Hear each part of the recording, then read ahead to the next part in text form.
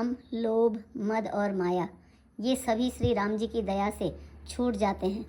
नटराज भगवान जिस पर प्रसन्न होता है वह मनुष्य इंद्रजाल अर्थात माया में नहीं भूलता। हे उमा, मैं तुम्हें अपना अनुभव कहता हूँ। हरि का भजन ही सत्य है। यह सारा जगत तो स्वप्न की भांति झूठा है। फिर प्रभु श्री राम जी पंपा नामक सुंदर और गहरे सरोवर के तीर पर गए। उसका जल संतों के हृदय जैसा निर्मल है। मन को हरने वाले सुंदर 4 घाट बंधे हुए हैं। भांति भांति के पशु जहाँ तहाँ जल पी रहे हैं, मानो उदार दानी पुरुषों के घर याचकों की भीड़ लगी हो।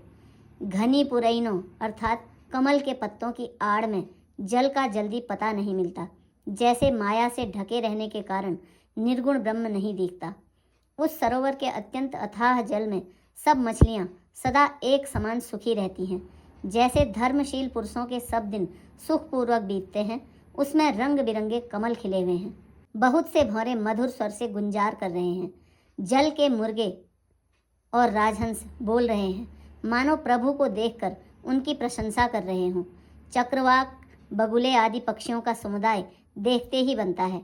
उनका वर्णन नहीं किया जा सकता। सुंदर पक्षियों की बोली बड़ी सुहावनी लगती है, मानो रास्ते में जाते हुए पथिक को बुलाए लेती हो। उस झील अर्थात पंपा सरोवर के समीप मुनियों ने आश्रम बना रखे हैं। उसके चारों ओर वन के सुंदर वृक्ष हैं। चंपा, मौलसिरी, कदम्ब, तमाल, पाटल, कटहल, ढाक और आम आदि बहुत प्रकार के वृक्ष नए नए पत्तों और सुगंधित पुष्पों से युक्त हैं, जिन पर भौरों के समूह गुंजार कर रहे हैं। स्वभाव से ही शीतल, मंद, सुगंधित एवं मन को हरने वाली हवा सदा बहती रहती है। कोयलें कुहू कुहू का शब्द कर रही हैं, मानो उनकी रसीली बोली सुनकर मुनियों का भी ध्यान टूट जाता है। फलों के बोझ से झुककर सारे वृक्ष पृथ्वी के पास आ लगे हैं। जैसे परोपकारी पुरुष बड़ी संपत्ति पाकर विनय से झुक जाते हैं। श्री रामचंद्र जी ने अत्यंत सुंदर तालाब देखकर स्नान किया और परम सुख पाया। एक सुंदर उत्तम वृक्ष की छाया देखकर श्री रामचंद्र जी छोटे भाई लक्ष्मण जी सहित बैठ गए। फिर वहाँ सब देवता और मुनि आए और स्तुति करके अपने अपने धाम को चले गए।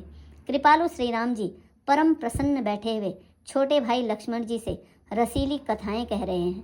भगवान को विरह युक्त देखकर नारद जी के मन में विशेष रूप से सोच हुआ।